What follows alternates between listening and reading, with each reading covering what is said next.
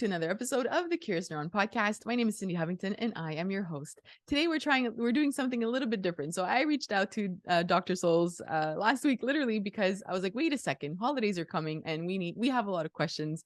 I was getting so many questions from parents. So I'm really glad that she last minute came and joined me on the podcast.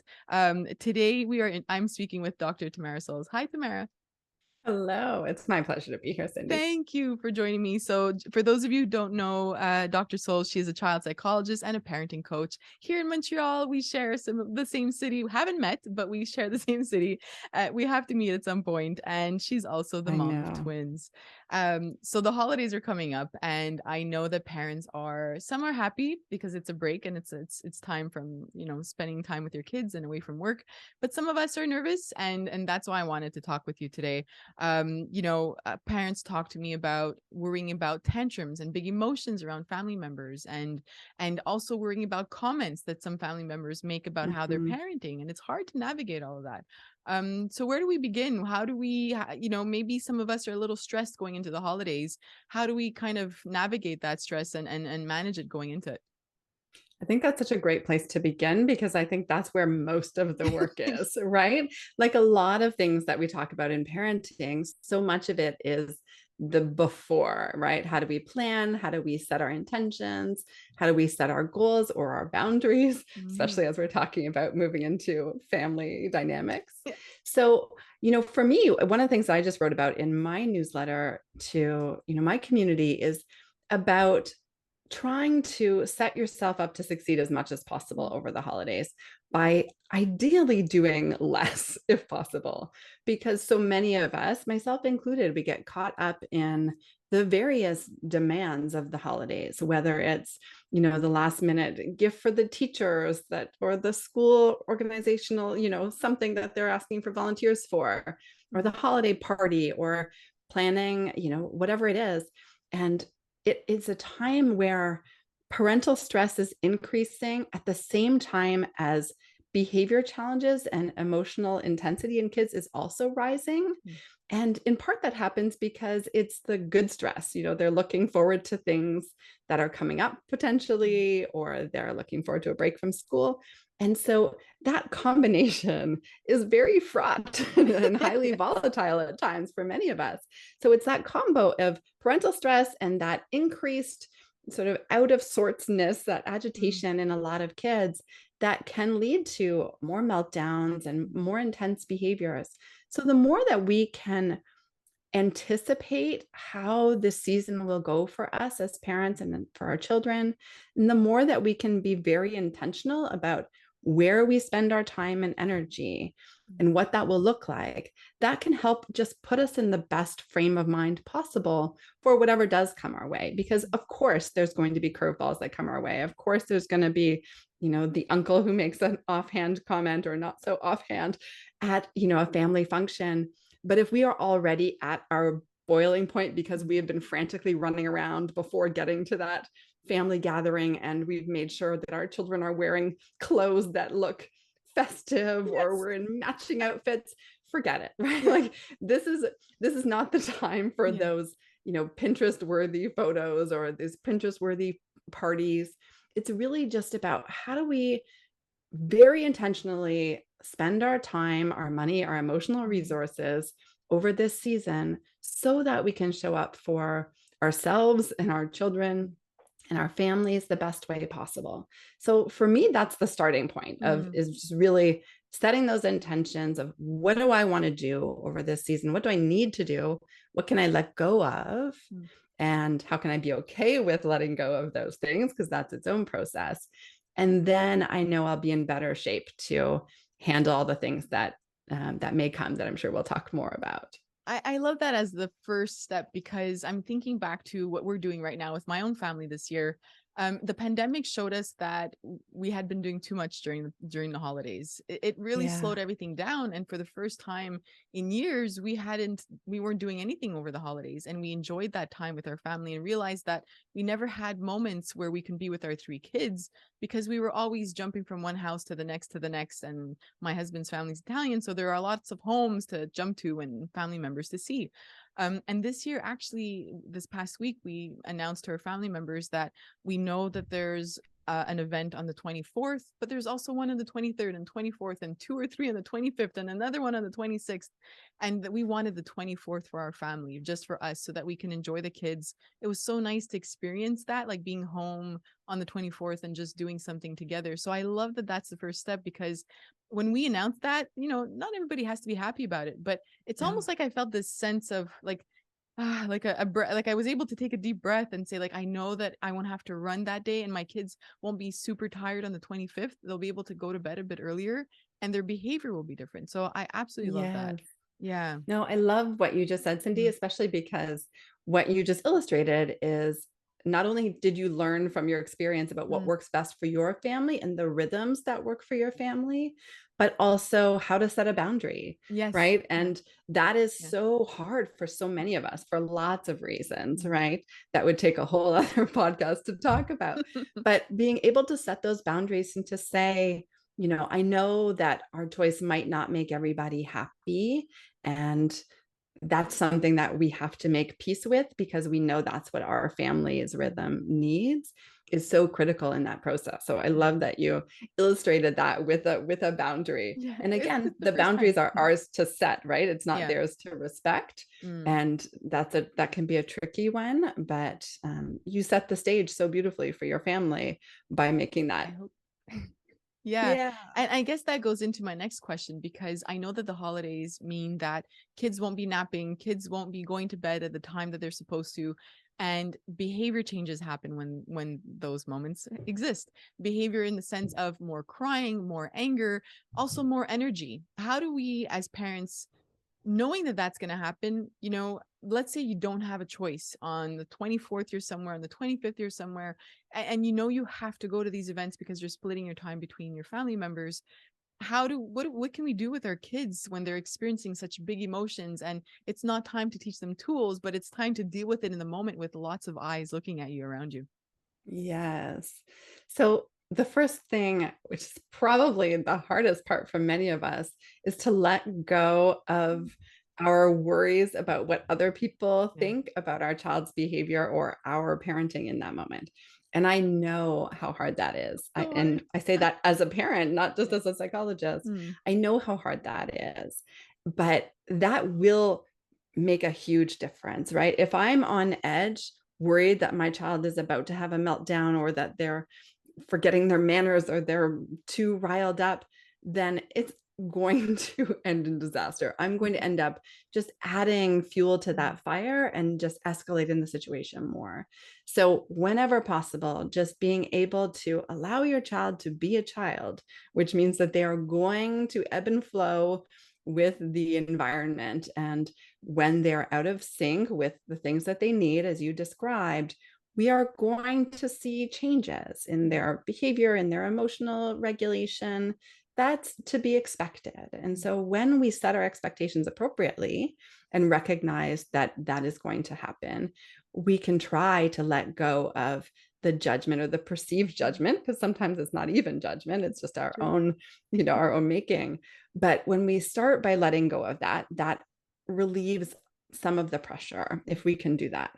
But then also, again, being intentional about what we can do to help your child regulate in those moments. So, yes, it may be chaotic, as often family gatherings can be, but maybe asking in advance your cousin or your mother or whomever it is there a room that we could maybe go to when my child just needs a little bit of a Mm. rest and reset? Or is there a place that we could go to that we could just have a bit of quiet? And especially if we ask in advance, it helps to set the stage so that we have this plan in place. We can talk to our children about it if they're, old enough to do so. And it kind of just gives that flexibility in the moment so we can, the family member might see us going off in that direction and they know. And especially if we're in someone else's home, Mm. they might want the heads up that we're going to be going into a different different place if that room is tidy or not.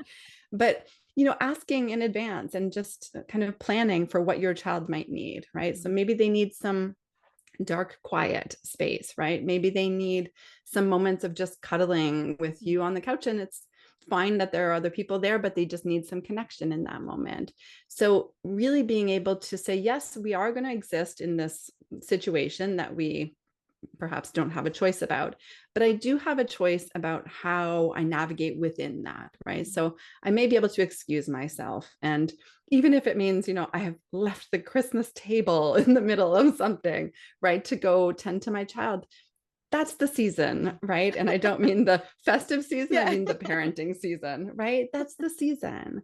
The Yeah. season is flexibility, that we can tune into our child's needs, even when we are in an environment that isn't meeting them where they would need under normal circumstances. Mm. So just thinking ahead, do you have, family dinners tend to always take longer to get the food on the table than we might like. So do you have some snacks at the ready that you feel you can give your child in advance so they're not waiting as long for the food, right? Or can you add some movement breaks before dinner? If there's a backyard, can you run around? Or if they're in a snowy environment like we often are, can they just go play in the snow for a little bit and take a break and come back inside?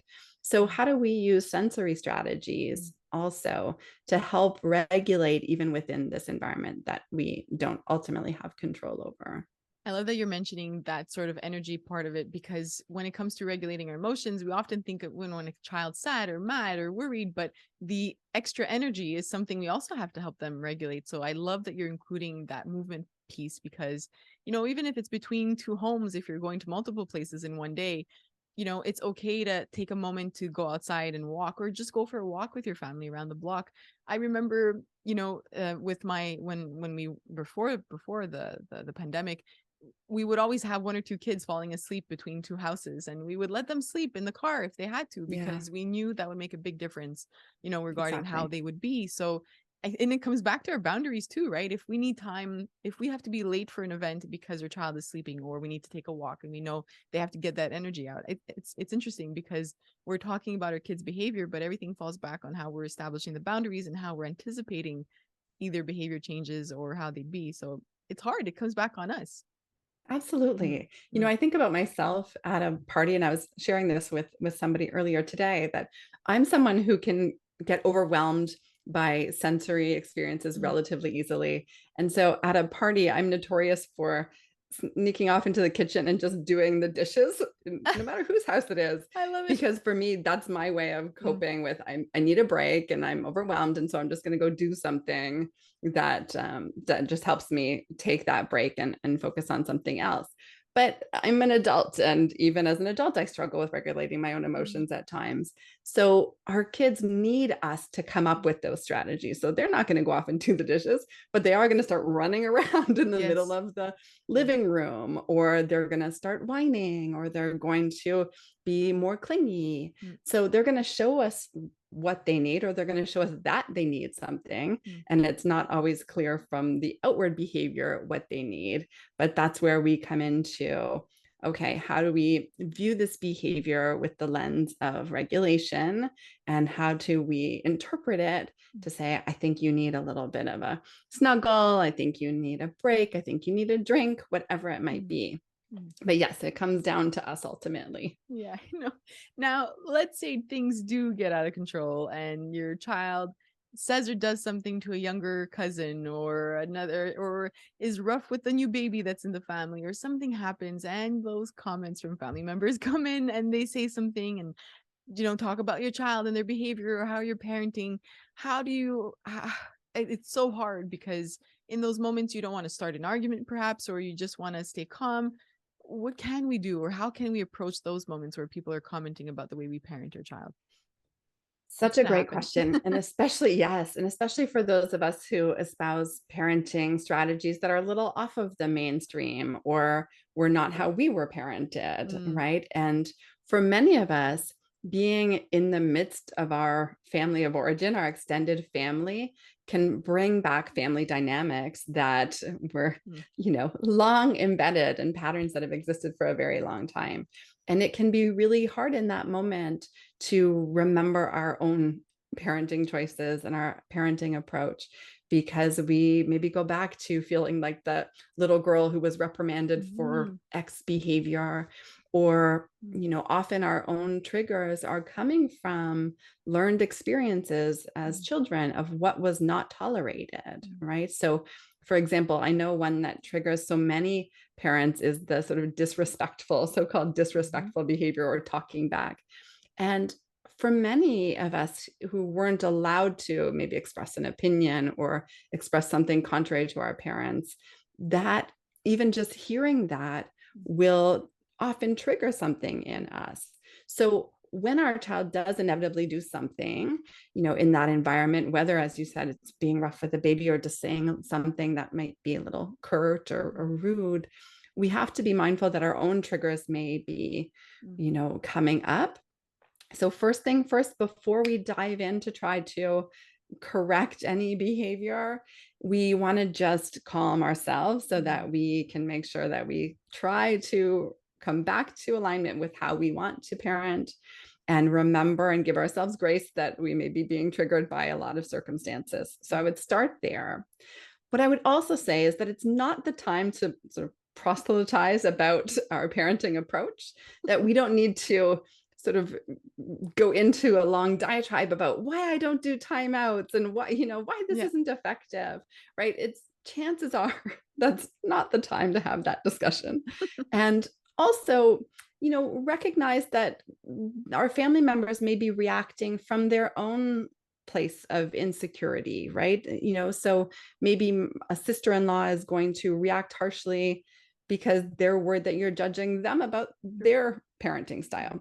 So just trying to have compassion for everybody involved, yourself, your child, everybody involved. What I tend to do with my own kids or coach families to do is just to lead by example in those moments. And even if comments are being made, I might talk to my child maybe in a slightly more audible way so others can hear too. And I might say something that is trying to trigger some compassion in people. I might just say something like, you are having a hard time today, and I get it.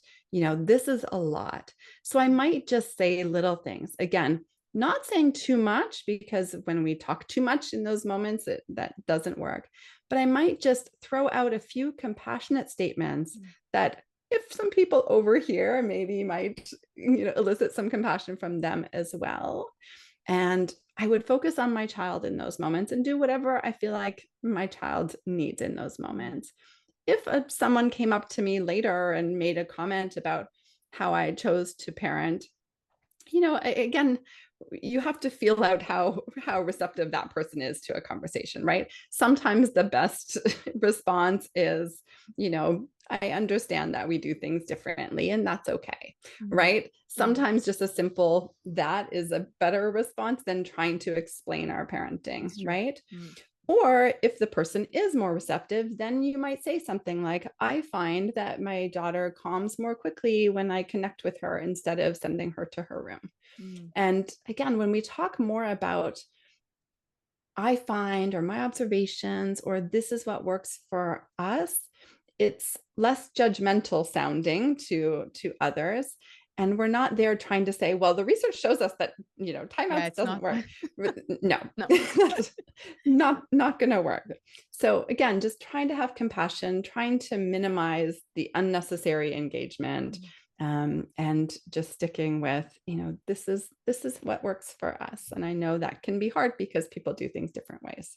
I love that I expected you to tell me how to tell that person off. But you know what? In the end, you're right. There's no point. There's no point in doing that in that moment. And it's good to step back and just focus on your child. I love that we have to do that, because in the end, it doesn't matter that we argue in front of our child about the way we're parenting or the style that we're choosing, or like you said, time not to do it, It doesn't matter. And it's not the place at that moment. I absolutely love that. I'm thinking of the environment as well. Not only people commenting on you, but sometimes there's a family member that might drink too much, or that does say rude comments or racist comments, or things that you're just not used to hearing in your own home.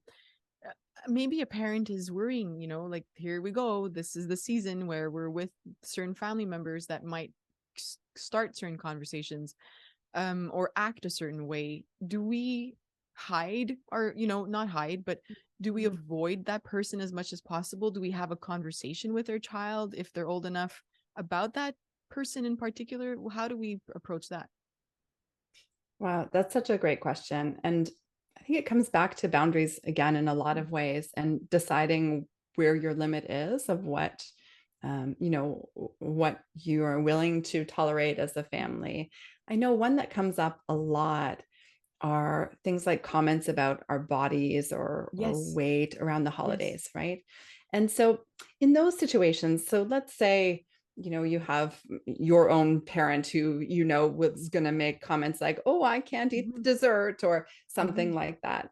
Or like, What I would do, yeah, yeah, sorry. Or I've heard this too, or like a lot of comments about like, I'm not, I don't eat too much cake, you'll get fat. yeah, Or wow, you're so exactly. skinny. To like, I've heard this within the holidays, like saying this to kids that are 6 years old, like, wow, you're really skinny. Like, I don't Yeah. personally use that language in my home. So yes, I just wanted to add that I love that you're bringing that up. Exactly. Mhm. What I would do in those cases is, again, some sort of forward planning. And I would have a conversation on the phone with that person and say, I know that the holidays bring up a lot of different things for a lot of people. I know in the past I've heard you talk about X thing. In our home, we really choose to handle discussions about our bodies X way, Mm. and so I'll ask you to please refrain from making comments about anyone's bodies while we're there, or whatever is the topic or whatever is the boundary that you have. I like having those conversations, and I don't like having those conversations. Let me reword that. I think nobody likes having those conversations, No. but ideally we have those conversations beforehand if we can, just to help the person be a bit more mindful and aware. Now, things may happen, and in the moment, and again, whether it's somebody makes the comment anyway, or somebody is carried away or has had too much to drink, again, you can reassert your boundary in that moment in front of your child, so your child gets to Mm. witness you upholding that boundary. But then ultimately, and I think this is the hard part, again, it comes back to that it's our responsibility to maintain that boundary, Mm. not theirs to respect it. And so Mm. if someone chooses to continue to move forward when I've set a boundary, then my option is to leave. That's Mm. really the option that That's I hard. have. Mm. And that's what I would do. And as disappointing as that may be, and I'd have a conversation with my immediate family about why we were leaving. But I Mm. think that demonstrates that we are not beholden to the behavior of others, that when we have a boundary, we can set it and it's our job to maintain it. And if that means leaving somewhere because someone wasn't respecting that boundary, then that's unfortunately what that means. But at least we get to leave and hold that boundary firm. And if your children are old enough, I'm assuming there has to be a follow-up conversation with them, right? Because they might be questioning, I was playing video games with my cousin and now you're telling me we have to go home. Like, what happened? Do Yeah. you have this Yeah. conversation? Mm. Yes. And just validating, yes, that must be so disappointing that we have to leave in the middle of this. And yet this is something that's really important to our family. And Mm. so, I hope that families don't find themselves in these positions frequently, but it can happen, right? Mm. Obviously, just because we may be connected to somebody through our family of origin does not mean that we have the same belief system Mm. or the same approach to things. If there are some little things, they may be easy to just ignore, right? But then again, this is where, if you have a partner, or if it's you as a parent, just deciding sort of what are those, deal breakers, right? So if somebody made a racist comment, am I going to up and leave the party? Probably not, but will I say something out Yeah. loud? Yes. Yeah. Right. So everyone's going to have their limits, right? Someone else that may be their deal breaker, and that's entirely their prerogative. Mm-hmm. But just coming up in advance, especially when the family where you're going to be, or the people with whom you're going to be, you can maybe anticipate that a little bit more. So hopefully it doesn't get to that extreme, but I give that extreme example just so that people can understand that they do have the power to sort of maintain those boundaries even when it's uncomfortable and hard. What happens when you as a parent have certain boundaries, but you are separated or divorced from your partner and you don't know, maybe you haven't had the discussion around boundaries. Maybe right now things aren't going well and you're not really having discussions. how do you navigate that sort of environment when you're not going to be with your child and you're worried, or you know, maybe there's certain things you're worried about with your family, your partner, your ex-partner's side of the family. Do you have any advice for parents who are going into the holiday season with, you know, either having recently gone through a divorce or already divorced? I think this the solution, or the strategies, I guess would be the better way of putting it, to navigate that really come from what groundwork was laid well before, right? Meaning that the more that you have, ideally, a cooperative, it doesn't have to be, a close relationship, but a cooperative co-parenting relationship. And the more that the lines of communication are open, the more likely you are to be able to have discussions around that. The reality is that's not the case for many families. And, that is one of the significant challenges, for sure, of parents who are co-parenting, when we are letting go of the control that we may have when they're within our little bubble and they're no longer within that bubble and we're not there. But I think ideally, if your children are old enough, we help them to understand what their boundaries are, right? And how they can assert their own boundaries, whether it's, somebody demanding a hug, right? For example, a relative demanding a hug, and being able to empower your child to say, no, thank you. And I'll give you a high five, or whatever alternative they feel comfortable with. So it comes down to trying to empower your child as much as you can, whatever is developmentally appropriate, but then also having really good communication with your child, where you are known to your child as being open to listening, and truly listening, right? So when our children see that we are active listeners in their lives and that we can provide empathy and compassion without jumping in, then they can trust that maybe if they come home and say, Aunt so-and-so said this, that we're not immediately going to jump to, what did Aunt so-and-so do? I'm calling your father and blah, blah, blah, right? Like that we can just listen and go, wow, tell me more about that. Because the truth is whether it's separated, families, or whether it's a school environment and a teacher, or a coach and a team, or a sleepover, our children are going to be exposed to different people with different viewpoints. And we are not going to be there hovering over. We should not be there hovering over in every one of those moments. So ultimately, it's how do we help them, in their developmentally appropriate way, understand what their boundaries are, what's appropriate, how to talk about what makes them feel comfortable, what makes them feel uncomfortable. And that it's not, it's not the end of the world if there was something that just made them feel uncomfortable, if they can, talk about it with somebody afterwards. By that, I mean, somebody made a comment that, maybe it was uncomfortable. Our kids are going to be in some discomfort at times. They need to be in discomfort at times to be able to move through it and learn from it.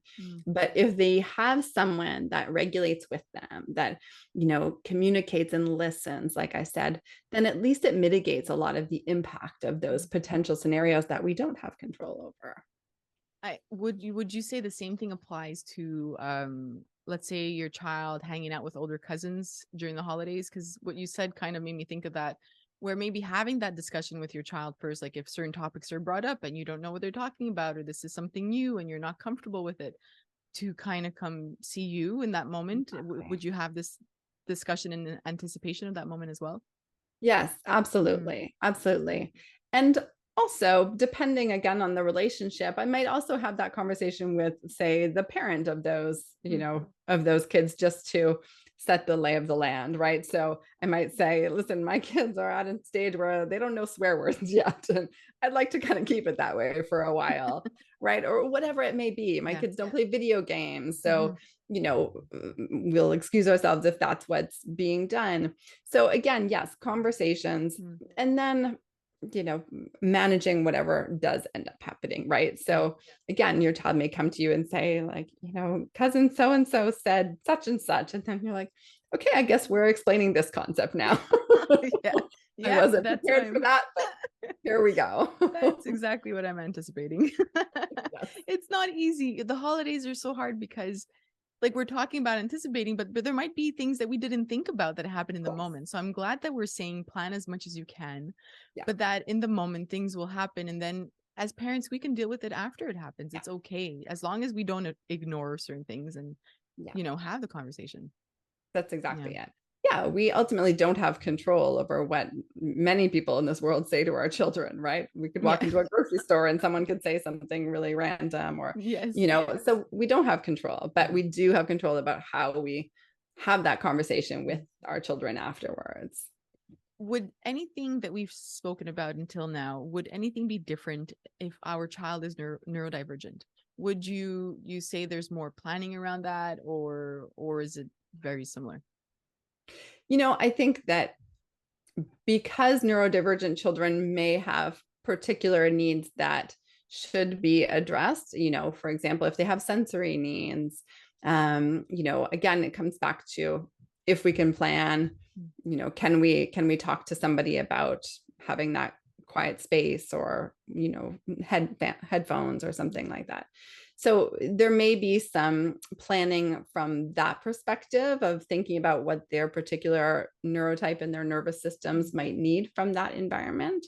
But there may also be, again, I'm of the belief that children are entitled to understand their own brains and their own neurotypes. So I advocate for children being very aware if they have a particular diagnosis, and not because I think the labels themselves are so important, but I do think understanding oneself is critical. And sometimes a label or a name can help somebody feel connected to a community. It can help them understand that other people think and feel many ways the same way that they do. So I feel like that's very valuable. And so I might, hopefully with the family have conversations about, this is how we've shared this news with our child. This is how they understand their brain. And that if they have questions, they can ask you. So because I think a lot of times the comments that come up are coming from a place of ignorance in the sense of just lack of information, right? I know that I myself work with and assess a lot of autistic women, girls, or individuals assigned female at birth, and often these more subtle, perhaps, or slightly different presentation of neurotype leads to a lot of really unfortunate comments from families. I can't say how many times I've had a client tell me that a relative said, she doesn't look autistic, or she can't be autistic, that, that whoever assessed them was wrong. And it's not because I'm not fallible, I can be wrong, but it's primarily because they just don't understand. And so ideally, again, we have these conversations when we can, to advocate for our children. And the more information people have, the better they can navigate those things. I love that you also said, to make sure that they're able to know what their diagnosis is and what's going on with them as well, because perhaps they'll be hanging around with cousins who will question, or comment about certain things, or even make fun of them in that moment, again, coming from a place of just not understanding what's going on. So it's good Yes. to give them that power to have the words to explain certain things, or to at least come to see you, Yeah, if they're not comfortable with the conversation right at that moment. that's it. What Yeah. about, I'm thinking I have two last scenarios because I know this comes up very often. So the first one is a child who's anxious around a lot of people. And I've seen this myself where, the child is often away from the whole family on an iPad or their phone. And we judge that moment, but we don't realize that that child really struggles with being around people. So how, if we have a child who does struggle with social anxiety or general anxiety, and doesn't like these sort of things, how can we support them, but also make sure that we attend these events and not avoid them, but while supporting our child? Yeah, I think you hit the nail on the head in terms of we want to avoid avoidance, right? Because that doesn't help. And it's easy to get caught up in that as a parent, right? We don't want our children in distress, Mm. and putting them in anxiety provoking situations is distressing. But it's our job to titrate it, right? That's our job. And so we might think about again, setting expectations that we might not be there the whole time, or that, we might be, inching our way, right? And again, just setting very clear expectations with your child that, for example, that it's okay if they're not ready to say hello when they go in the door, and that we can say on their behalf, my child's not ready to say hello to you, but I'm sure that when they're ready, they'll come over and see you, right? So we can advocate for them to have that space so that they can get more comfortable and take that time. And whether it's because they have some anxiety, or whether they're more, as we call, slow to warm up and just need a bit of time or space, or it's overwhelming because there's so many people and so they just need that. Yeah, I mean, sometimes it might be an iPad in the corner, the dreaded iPad that we act like it's such a horrible, horrible thing. That's why I brought it up. Yes, exactly. Like, I don't care if a child is on an iPad, if that helps them regulate for a few minutes and then they're able to participate in an event, fantastic, right? It's a tool like any other. It's just how we use them. So whatever it takes to help your child feel more comfortable, and anything that allows them to feel successful, especially when they're anxious, I think is very valuable. So, I try to have experiences designed so that at least they end positively and successfully, right? And so that might mean cutting them shorter so that we can end on a high note and not kind of go down the hill when they're starting to lose steam, or getting dysregulated. But, for kids who are facing anxiety, it really is a big task, right? We're asking a lot of them. And I think we need to recognize that it is a big thing, right? It's not as simple for everybody just to come into an environment like that with a lot of people, who are much bigger than them. And, that it's intimidating for a lot of kids. And if you have anxiety, that's going to be even harder.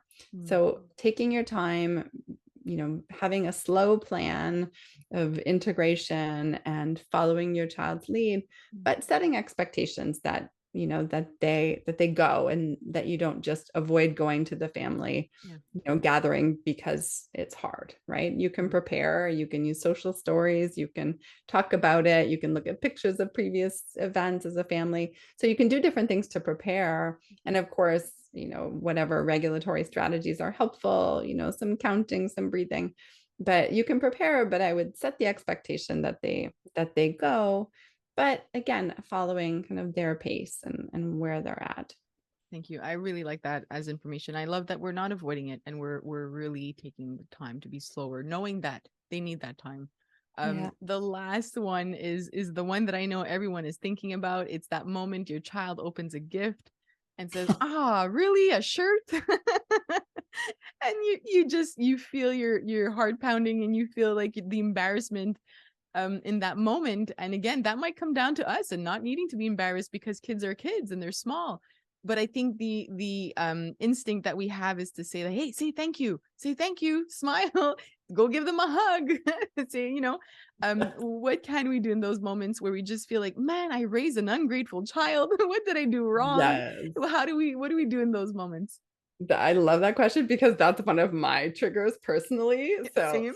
yes, so I'm so totally aware of my own reactions in those moments. So I love that question. And, ideally, you're like you said, kids are going to say things, right? They're not always going to be, polite. They're not always going to remember. They're might going to be like, we have one of these at home. Remember, somebody gave this. That happened to me once. Yes. They're going to say things like that. And, in those moments, I don't think it's helpful to reprimand your child. I wouldn't even correct them and chastise or say, say thank you. What I would simply do is just say, what a thoughtful gift, right? Or say something like that. And I will turn to the person and say, thank you very much, So I will model it. And then I might have a conversation with my child, later, when I'm not feeling the pressure to show that I'm a polite, manner-driven mom. Right? And so I might have a conversation later, and I might encourage them to find a way of showing their gratitude to that person, right? For the gesture, right? And framing it from that perspective. So maybe my child later will go up and say, thank you, that was very thoughtful, or I appreciate you thinking of me, or something like that. But I find that it's much easier and more effective to have that conversation, not in the moment, and just to model how to be gracious in those moments. That is perfect. I think now parents that are listening, I hope they're breathing nice and slowly and deeply, because they know that they have everything they need to survive the holidays. And thank you for taking the time to chat with me today. Where can we find you? I absolutely love the work that you do, and I want to make sure that we take a moment to share that with everyone. That's very kind of you. Well, it's a mutual adoration society. I love all that you do as well. And I love that parents benefit from your wisdom and all the ways you put it out there. If parents are looking for me, I am on Instagram at Dr. Tamara Soles. My website is the same, drtamarasoles.com. And I have a lot of free resources on there as well for parents who may be looking for some tips about like underlying reasons why our kids are melting down, some of these sensory reasons. So that's up on my website for anybody who's looking. Maybe we'll have to chat again in the new year and say, what do we do now with all of these items in our homes that are causing our kids to have meltdowns? Oh my goodness. Yes. Yes, I hear you. My kids' birthdays are in November. And, so we had a conversation about what do we tell people about gifts for your birthday. And they ultimately ended up choosing to have people give them gifts that we could donate for the holidays, which is lovely, because I don't want 48 gifts in my house either. No, I get that. We're gonna have to talk about the stress on the parent maybe after the holidays. Yes, exactly. Thank you for chatting with me, and thank you to everyone for listening to the Curious Neuron podcast. Make sure you take a moment to rate it, leave a review. You can listen on iTunes, Spotify, Amazon Music, and watch the video on YouTube. Thanks again. I'll see you next time.